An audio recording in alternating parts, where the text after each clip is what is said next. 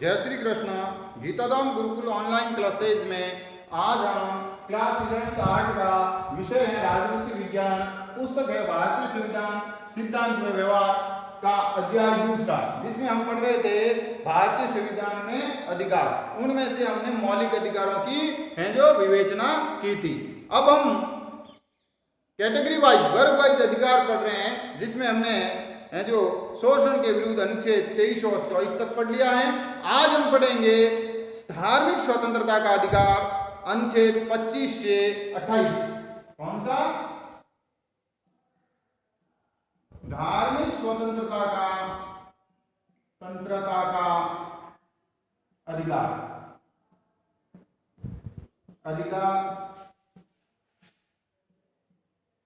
अनुच्छेद आपका 25 से 28, अनुच्छेद 25 से 28 तक धर्म के मामले में कौन कौन सी स्वतंत्रता है उनके बारे में। तो पहला अनुच्छेद 25 अंतःकरण की स्वतंत्रता।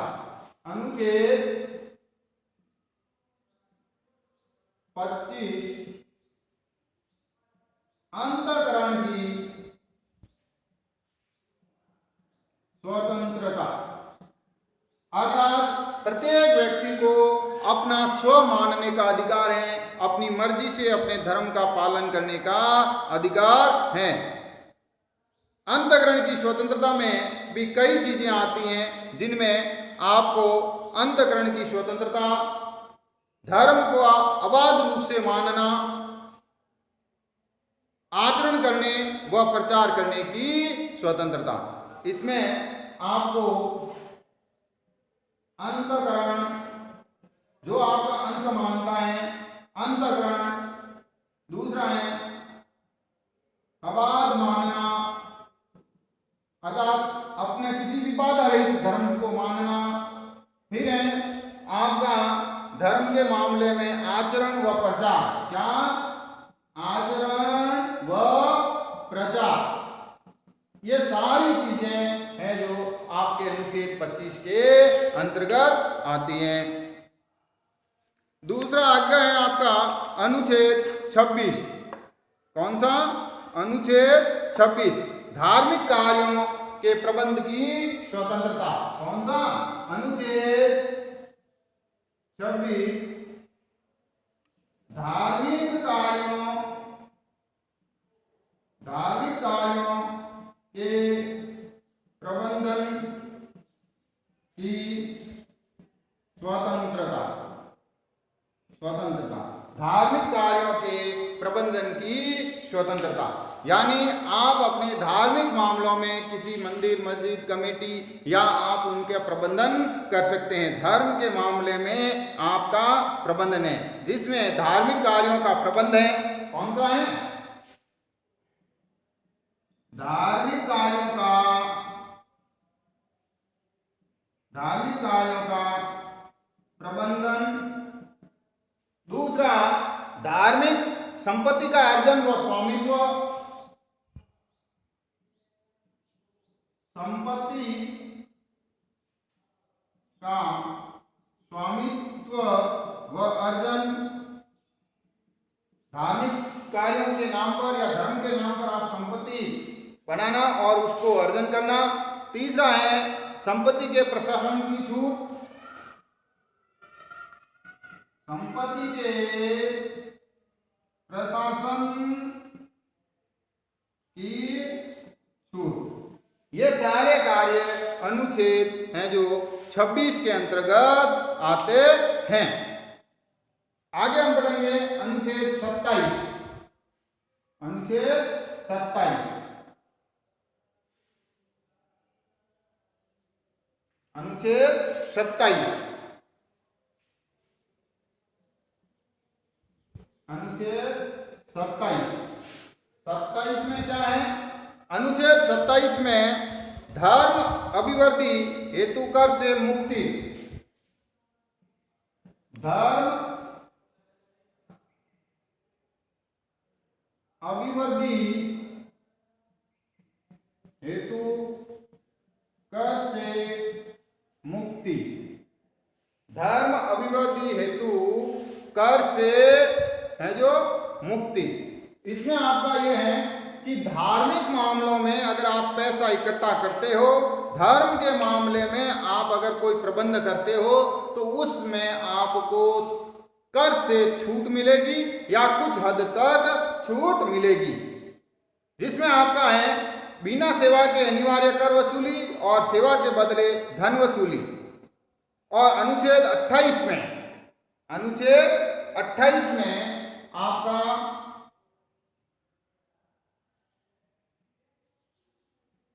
अनुच्छेद 28 में धार्मिक शिक्षण संस्थाओं में धार्मिक शिक्षण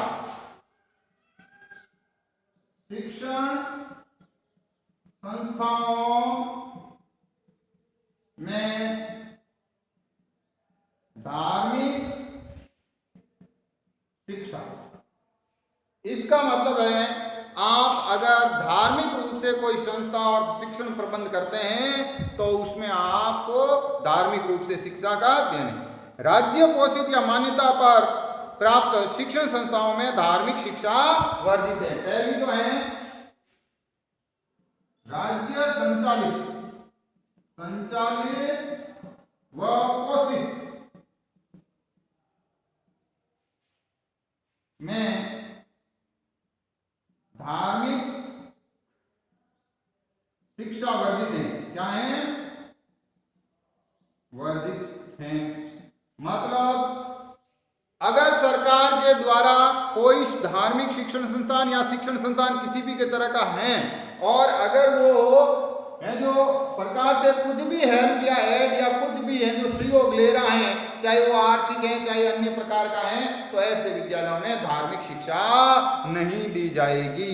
दूसरा है अगर ऐसे किसी धार्मिक शिक्षण संस्थानों में धार्मिक शिक्षा दी जाती है तो किसी के लिए भाग लेना बाध्यकारी नहीं है।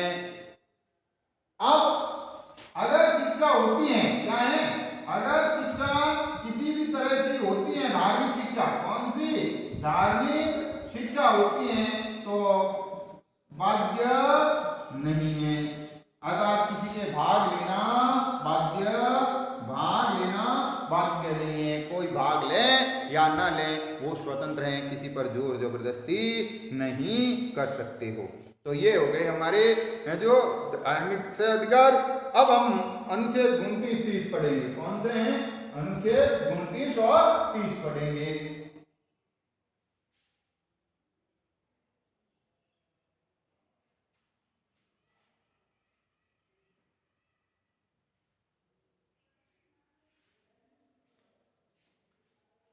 जिसमें है संस्कृति व शिक्षा संबंधी अधिकार।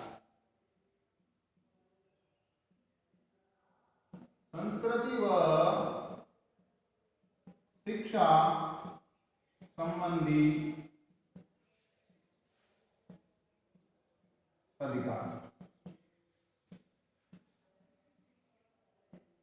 अनुच्छेद 29 व 29 से 30 तक किसी भी सांस्कृतिक रूप से वो अपना शिक्षण संस्थान खोल सकते हैं या उनका संवर्धन कर सकते हैं इन्हीं संस्थाओं के माध्यम से, या फिर कोई व्यक्ति किसी भी प्रकार के धार्मिक रूप से अपनी धर्म का प्रसार या उसको बनाए रखने के लिए है जो शिक्षण संस्थाओं का है जो अधिकार प्राप्त कर सकता है। तो पहला है अनुच्छेद 29। क्या है? अनुच्छेद 29।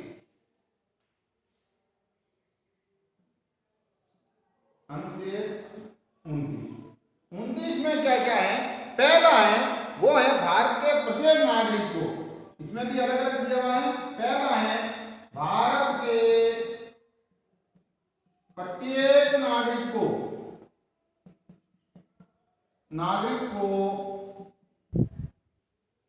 भाषा,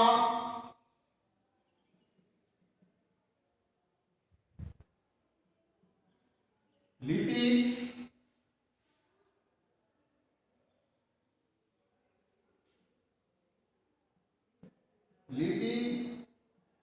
व संस्कृति, भाषा, लिपि व संस्कृति को सुरक्षित रखने का अधिकार। कौन सा? सुरक्षित रखने का अधिकार। कौन सा? सुरक्षित रखने का अधिकार है। दूसरा है यह अधिकार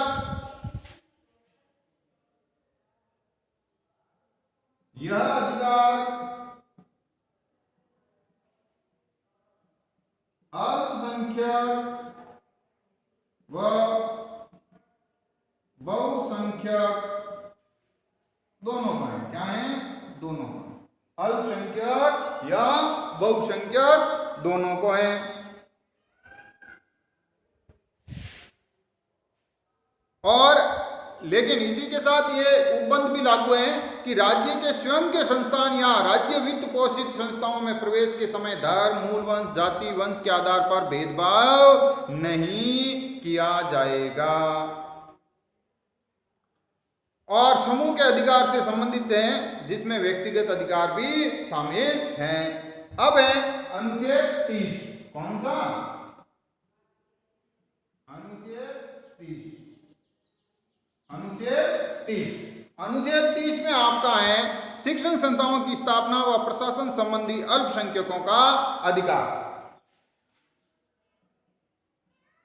शिक्षण संस्थाओं की स्थापना, शिक्षण संस्थाओं की स्थापना व प्रशासन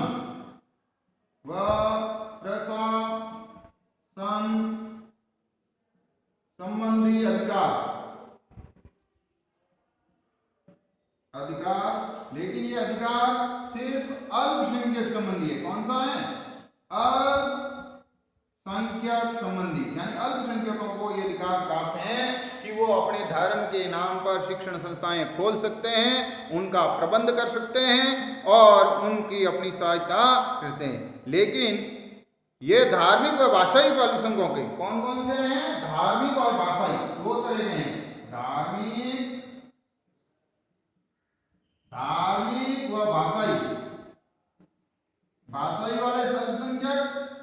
और दूसरा इनका है सरकारी संस्थाएं सहायता देते समय ऐसी संस्थाओं के मध्य सरकार भेदभाव नहीं करेगी। यह केवल अल्पसंख्यकों हेतु है। 30 अनुच्छेद किस हेतु है? अल्पसंख्यकों हेतु है। अल्पसंख्यकों हेतु है, बहुसंख्यकों का नहीं। बहुसंख्यकों का नहीं अधिकार प्राप्त है संविधान में। लेकिन एक शब्द है, संविधान में कहीं भी अल्पसंख्यक शब्द को परिभाषित नहीं किया गया है। अल्पसंख्यकों का आधार केवल धार्मिक व भाषाई अल्पसंख्यक का आधार माना गया है। तो ये अनुच्छेद है। अब हम पढ़ेंगे अनुच्छेद 31। कौन सा? अनुच्छेद 31।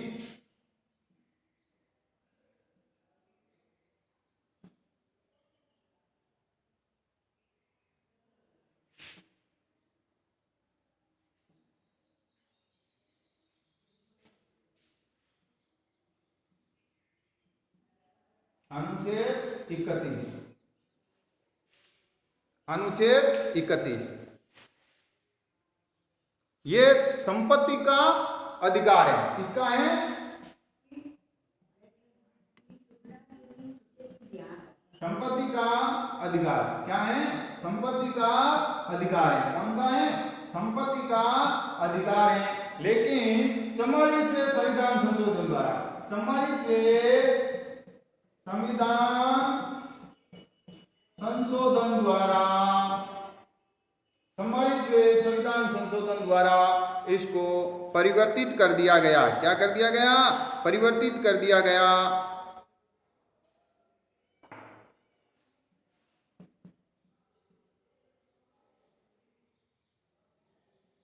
परिवर्तित कर दिया गया है वैधानिक में। किसमें? वैधानिक में। कि वैधानिक अधिकार है किस तरह से? ये प्रत्येक व्यक्ति को अपना संपत्ति के अधिग्रहण रखने की स्वतंत्रता है।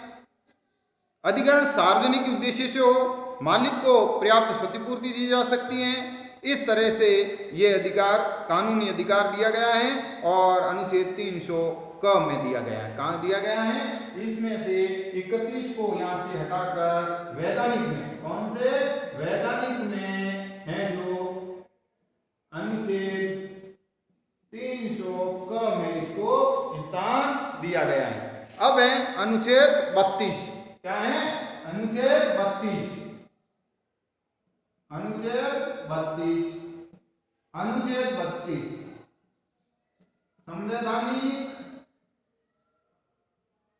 संवैधानिक उपचारों का अधिकार। उपचारों का अधिकार, संवैधानिक उपचारों का अधिकार।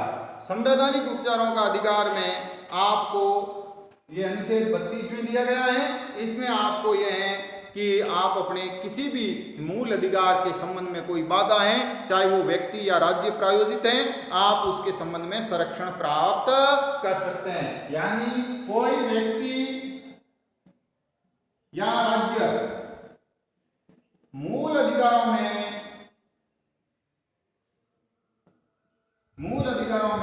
हनन या बाधा है तो आपको संरक्षण प्राप्त होगा। कहाँ? कानूनी। कौन सा? कानूनी या न्यायालय का, जो हाई कोर्ट में भी हो सकता है और सुप्रीम कोर्ट में भी हो सकता है। B.R. अम्बेडकर ने, किसने? B.R. अम्बेडकर ने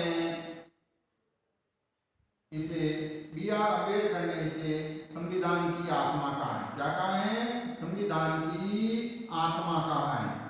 अनुच्छेद 32 को प्रश्न भी आता है कि B.R. अम्बेडकर ने संविधान की आत्मा किसे कहा है, जबकि नेहरू ने है जो संविधान की आत्मा प्रस्तावना को कहा है। किसको कहा है? प्रस्तावना को कहा है। अगर किसी व्यक्ति के मौलिक अधिकारों का किसी व्यक्ति, विधायिका या कार्यपालिका द्वारा उल्लंघन हो तो छीने जाए तो प्रभावित व्यक्ति इनकी रक्षा और उपचार के लिए अनुच्छेद 32 के तहत हैं जो सर्वोच्च न्यायालय और 226 के तहत उच्च न्यायालय में विवेकीय अधिकार रखता है। अगर सुप्रीम कोर्ट में वो जाता है, कहाँ है? सुप्रीम कोर्ट में ये है जो अनुच्छेद है जो 32 के तहत है। कहाँ है? अनुच्छेद 32। कौन सा? अनुच्छेद 32 के तहत है, विवेक है। और हाईकोर्ट के अगर ये हैं जो पेश होते हैं तो 226 के तहत है। क्या है? 226 अनुच्छेद। कौन से? 226 अनुच्छेद। लेकिन ये विवेकीय है। क्या है? विवेकीय है। कोर्ट की विवेक के अनुसार उन पर विचार्य होंगे। इस तरह से हमारे जो मौलिक अधिकार हैं, और कल हम इन अधिकारों की, अनुच्छेद 32 के अधिकारों की सुरक्षा हेतु व्यक्ति को और कौन कौन से प्रावधान या रिटें हैं उनके बारे में पढ़ेंगे। धन्यवाद।